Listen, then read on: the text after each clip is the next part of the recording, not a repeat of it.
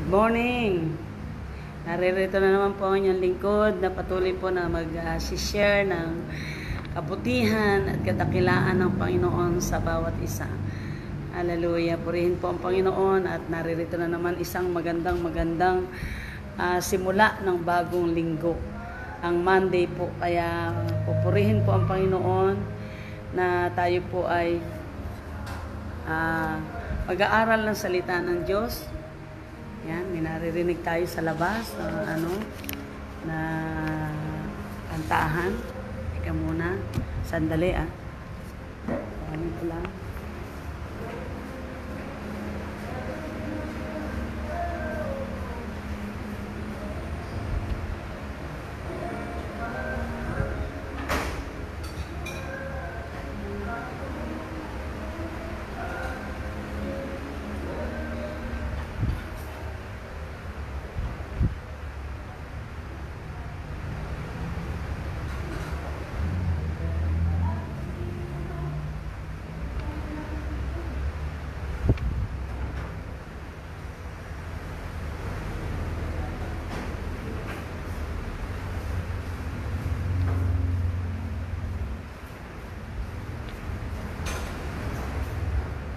Ayan. Okay na. Hallelujah. Good morning. Ayan. Andito si Brother Alvin naman. Online si Brother Alvin. Amen. Si Aaron Joseph. Hello, Aaron. I miss you. Hindi ka na umaattend Attend ka sa youth service Friday. And meron na tayong midweek service. Ibinalik na natin ang ating midweek service. Alam niyo po ba, nais ko lang po na mag-pray at mag-share ng isang gospel na talagang palasak ang vibe, ang verse na ito. Pero kahit na ito yung verse na ito na palasak na ay pag talagang in-apply mo sa buhay mo, powerful po ang message na ito. Para bang yung palasak na verse, pero pag talagang ito ay ipinamuhay mo, mababago ang buhay mo. Amen ba? So, bago po tayo mag-start, manalangin po tayo.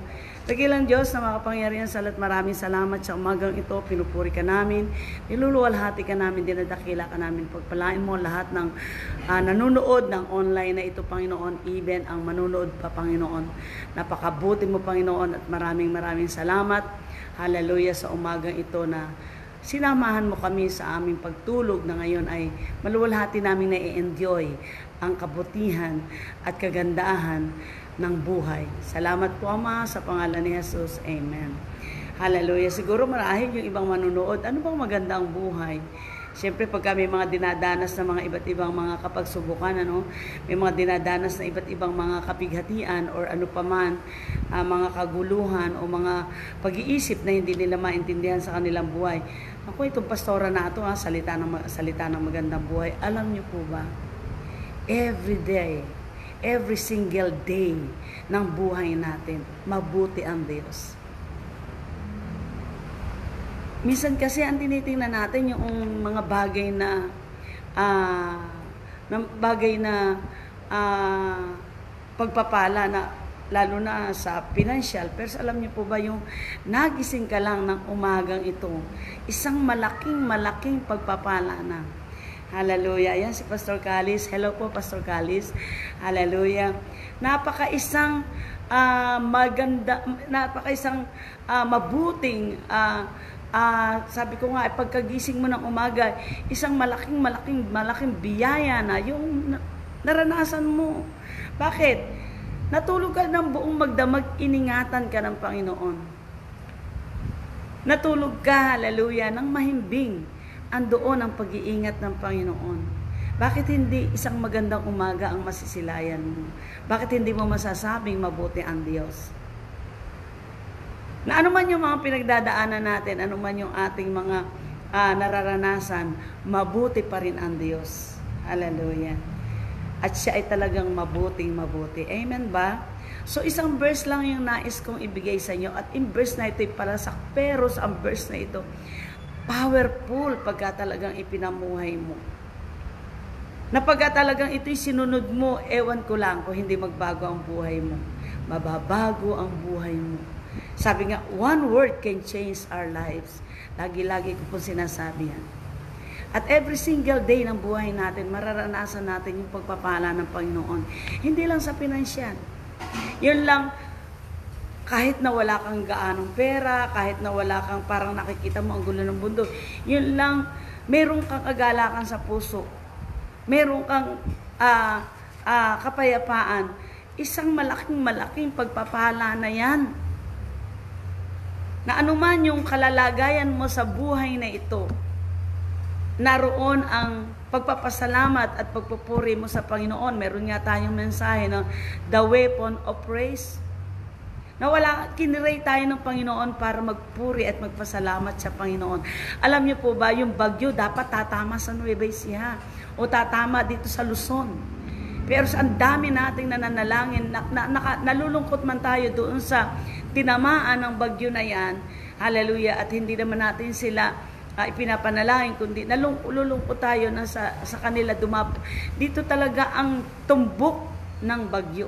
Subalit purihin ang Panginoon, ang dami pong nananalangin sa, hallelujah, sa ating bansa, sa ating lugar. At tayo po ay naging kaya nung pera kahapon, nung last Sunday yun, yung bagyo na yun, ako naraming hindi sumamba.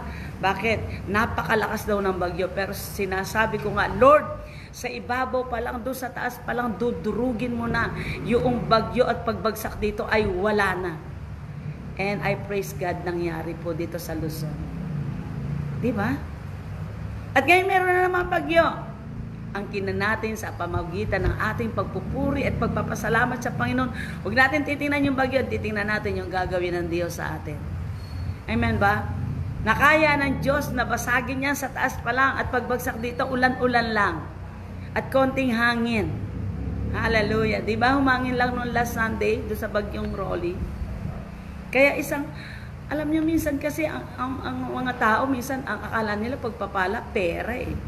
Although ang pera po ay pagpapala na galing sa Panginoon at nais ang Panginoon na tayo ay pagpalain sa pinansyal na bagay. Pero ang talaga po, marami po pagpapala tayo. Iningatan tayo ng Panginoon sa araw-araw, pinatnubayan niya tayo, ginabayan niya tayo, yung ating mga anak nasa pag-iingat ng Panginoon, yung ating mga mahal sa buhay nasa pag-iingat ng Panginoon, umaalis sila, nagbibiyay sila, iniingatan sila ng Panginoon. Tayo, kahit saan tayo pumunta, naroon ang pag-iingat ng Panginoon. Bakit hindi natin pasalamatan ng Panginoon? At bakit hindi natin purihin ang Panginoon? At sabihin natin, ang Diyos ay mabuti. Ayan ba? Napakabuti ng Panginoon. And ito nga ang ating verse na ito, napaka-common, pero ito po yung ibinigay ko ng devotion kahapon bago nag-service kasi nagde-devotion po tayo ng ilang minuto. Hallelujah. Bago po tayo mag-start ng service. So, grabe talaga. Ang sabi nga rito, Matthew 6:33, napakapalasak na verse at alam ng marami. But seek ye first the kingdom of God and His righteousness, and all these things shall be added unto us. Tagalogin natin, datapat hanapin muna ninyo ang kanyang kaharian at ang kanyang katuwiran at ang lahat ng bagay na ito ay pawang idaragdag niya sa iyo. So sabi ko nga, Lord, bagong umaga at unang araw ng isang linggo. Kaya sabi ko nga, mag-online ako kahit isang verse lang. Sapagkat in-online ko po yung mensahe kahapon. Nag-live po kami sa service kahapon. Ito po yung Stopping the Curse. Nung nakaraang linggo po, ang ating mensahe Stopping the Curse number 1. And pangalawa po ngayon na Stopping the Curse number 2. Hallelujah. Na kailangan talaga para matanggal talaga ang sumpa sa buhay natin. Espiritu ng sakit at karamdaman, espiritu ng kahirapan, ng kakulangan, espiritu ng kaguluhan, hallelujah, espiritu ng paghihiwalayan ng mag-asawa, espiritu ng bankruptcy, espiritu ng jobless, o walang trabaho, espiritu ng kung ano-anong bagay na ginagawa ni Satanas, para mawala po yan. Ano po ang dapat natin gawin? Hallelujah, dun nga sa number 1 na Stopping the Curse ay, hallelujah, ay kailangan nating malaman kung ano ba yung causes nito. Ayan. Meron po tayong online yan, yung stopping cause number 1. So, panoorin na lang po natin.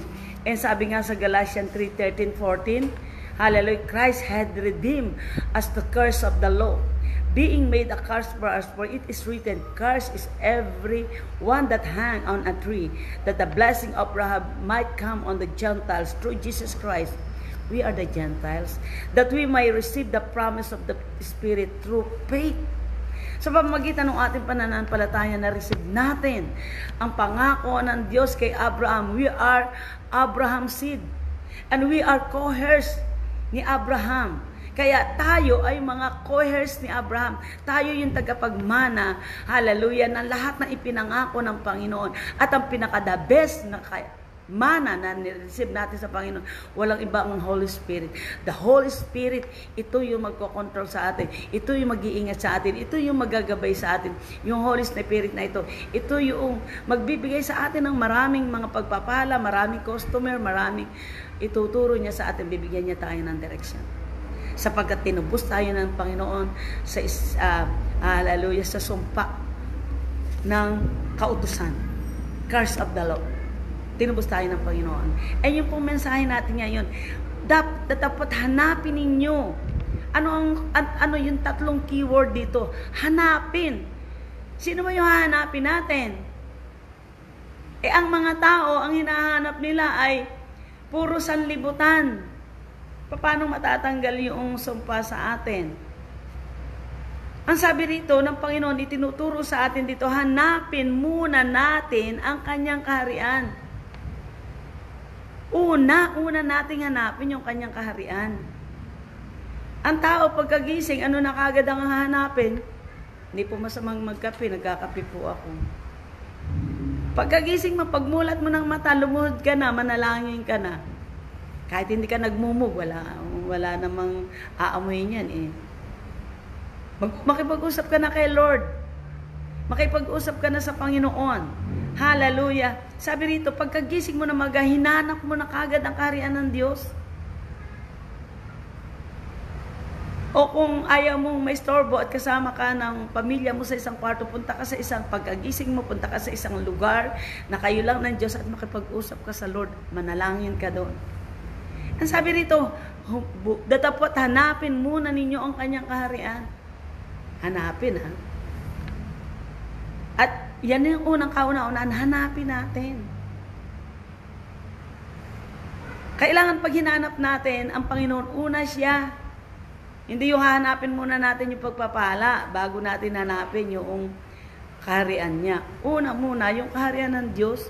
At yung kaharian ng Diyos, ang itinuturo ng Panginoon na unahan natin. Kapag inuna natin ang kaharian ng Diyos, bibigyan niya tayo ng instruction sa lahat ng buhay natin. Sa hanap buhay, sa negosyo, sa pamilya natin upang maging maayos, sa lahat ng bagay. Sa ating boss, lahat. Sa ating mga kapitbahay. So pag hinanap mo una ang kaharian ng Diyos, makikita mo maayos ang direksyon ng buhay mo. And pangalawa, at ang kanyang katuwiran, righteousness. Ano ba ang righteousness? Yung Word of God. After mo na nalangin, nagbasa ka na ng Bible, binasa mo na yung kanyang salita, at yung salita niya ang magbibigay sa iyo ng instruction. Ano ba ang sabi ng Panginoon? Maraming plano at mga balak ang tao, pero ang Diyos ang nagpapatupad. Siya yung nag-i-establish. Lahat ng bagay ang Diyos ang nagpapatupad. Meron kang plano, kung hindi patutupad ng Diyos niyan, hindi ipahihintulad ng Diyos yan, wala kang magagawa. Kahit gaano ka pa kagaling, kahit gaano ka pa katalino, hallelujah, kahit na ano pang grabe kung mag-compute ka, kung hindi iaalaw ng Panginoon, wala tayong magagawa. Kaya hanapin natin yung katuwiran ng Diyos. Pag hinanap natin ang katuwiran ng Diyos, alam mo, tinuturuan pa tayo ng Panginoon. Inaano niya tayo, sinasala niya tayo. Pinababanal niya tayo sa pamamagitan ng kanyang salita. At yung Holy Spirit, lagi-lagi ko nga sinasabi na pag nagwo-worship po tayo dito, grabe po yung worship. Kailangan unahin natin ang maabutan natin ang worship sa church. Bakit? Yung Holy Spirit po na ito ang nagko-convict sa atin. At nagko-control sa atin ng lahat ng bagay para makontrol tayo sa mga bagay na hindi nakalulugod sa Kanya. Hallelujah! Kaya ano sabi doon? Una, unapin natin ang Kanyang kaharian. Pangalawa, ang Kanyang katuwiran. Ang katuwiran po ng Diyos ay ang Bible. Tapos hindi natin binabasa. Ito yung ating guide. Ito yung manual ng buhay natin. Gusto mong maging maayos ang buhay natin, ito yung manual ng buhay natin. Ito yung katuwiran ng Diyos.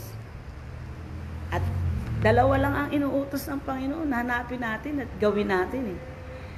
Hanapin mo ang kaharian ng Diyos at ang Kanyang katuwiran at lahat ng bagay idaragdag niya sa atin. Amen ba? So lahat ng bagay idaragdag ng Panginoon sa atin. Sabi niya rito, at ang lahat ng mga bagay na ito ay pawang idaragdag sa inyo.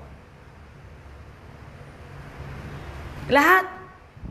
Walang limit. Wow, ang sarap ano?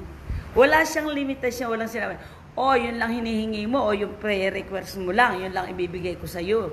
Hindi Ang sabi niya rito, lahat. Pag inuna natin ang kaharian ng Diyos at ang Kanyang katuwiran, lahat ng bagay idaragdag niya sa atin. Ibig sabihin, lahat kaya niyang ibigay. Amen ba? Hallelujah.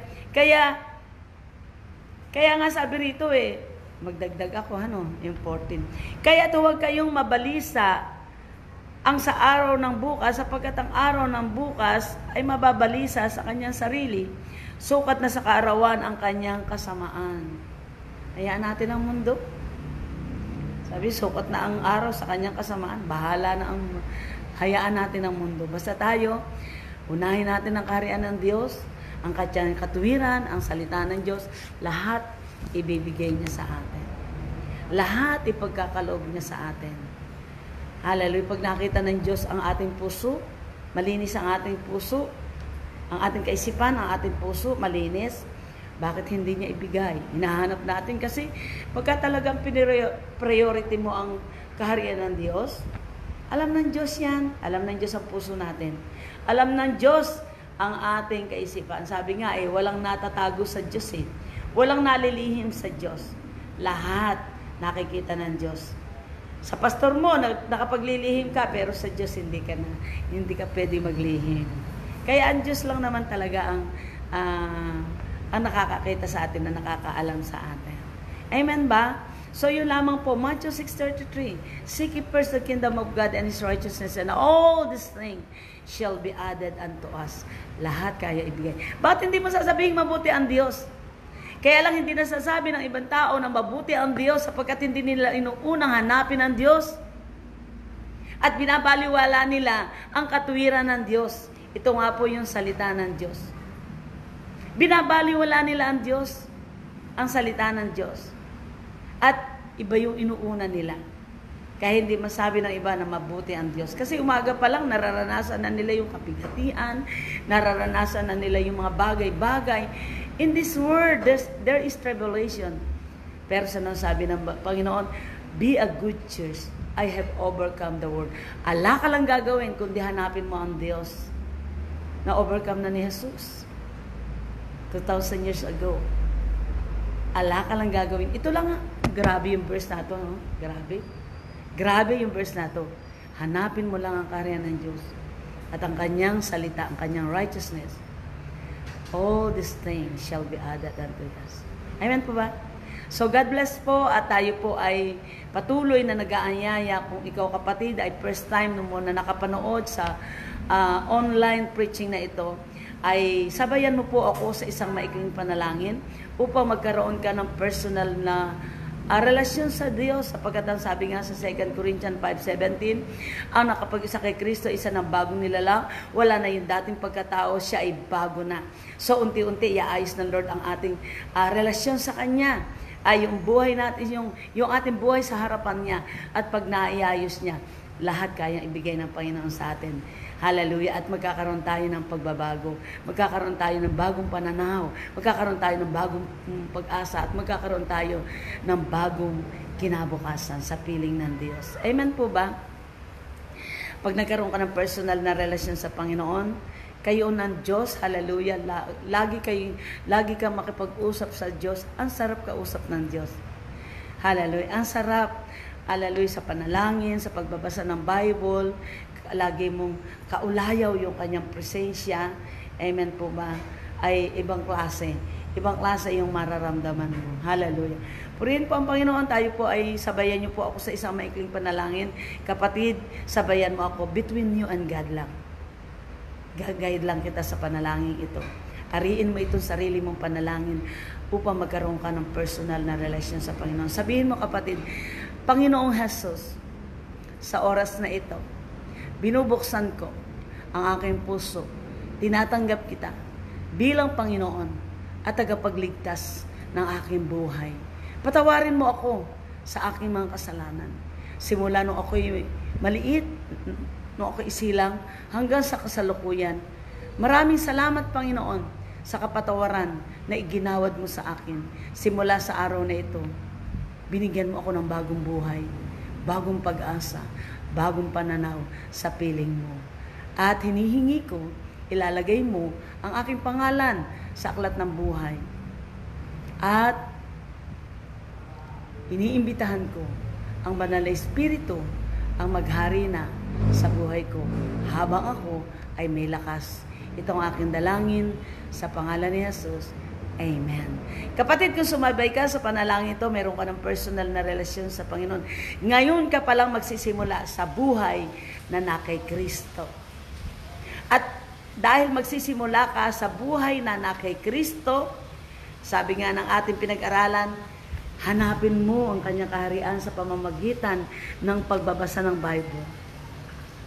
Pakikisalamuha sa kapwa mananampalataya. At makikilala mo ng lubusan ng Diyos, na ang Diyos ay bumabago ng buhay, na ang Diyos ay nagpapabago ng mga pananaw, na kahit napakagulo, kahit parang napakahirap, magiging magaan. Hallelujah. So, kapatid, magsaliksik ka. Joshua 1:8, pagbulay-bulayan natin araw-gabi ang salita ng Diyos at magtatamo ka ng karunungan. At magtatamo ka ng masagana at matagumpay na buhay at masusunod mo ang salita ng Diyos. At ano sabi sa Proverbs 1? Hallelujah. Yung mga matalino, lalong tatalino pagka hinanap mo ang kaharian ng Diyos. At anong sabi doon? Yung may kakulangan sa kaalaman, madaragdagan. Di ba si Haring Solomon? Ano ang nagpayaman kay Haring Solomon at nagpatanyag sa kanya? Ang karunungang ibinigay sa kanya ng Diyos. Amen ba? So kapatid, magsimula ka ngayon. Na ngayon, tinanggap mo na si Jesus. Bagong buhay kay Kristo. Ang sarap sa buhay ni, ang sarap sa piling ni Jesus.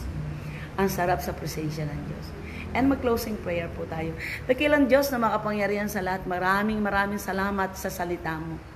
Sabi mo nga, isang salita mo lamang, mababago ang aming buhay. I-bless mo, Panginoon, lahat ng mga nanonood at pagpalain mo sila, Panginoon. Ikaw ang patuloy na kumilos. Lahat, Panginoon, ano man ang kanilang hinihingi, ano man ang kanilang dinidesire, Lord, Ikaw ay Diyos ng katugunan. At sino man po, Panginoon, ang nangangailangan ng kagalingan, Ikaw ang aming dakilang manggagamot. Hipuin mo po sila sa oras na ito. Abutin mo po sila sa oras na ito. Hallelujah. At idantay mo yung makapangyarihan kamay mula ulong ng talampakan. Idaloy mo ang kagalingan sa kanila. Panginoon, maraming salamat at inaangkin po namin sa pangalan ni Jesus na ang bagyo ay dudurugin mo sa itaas. Hallelujah. At hindi tatama sa aming bansa dito sa Nueva Ecija. In the name of Jesus. Sa Luzon, Panginoon. Ama, salamat. Tinataas ko po sa iyo, Panginoon, ang aming bansa, Panginoon. Philippines for Jesus, O God.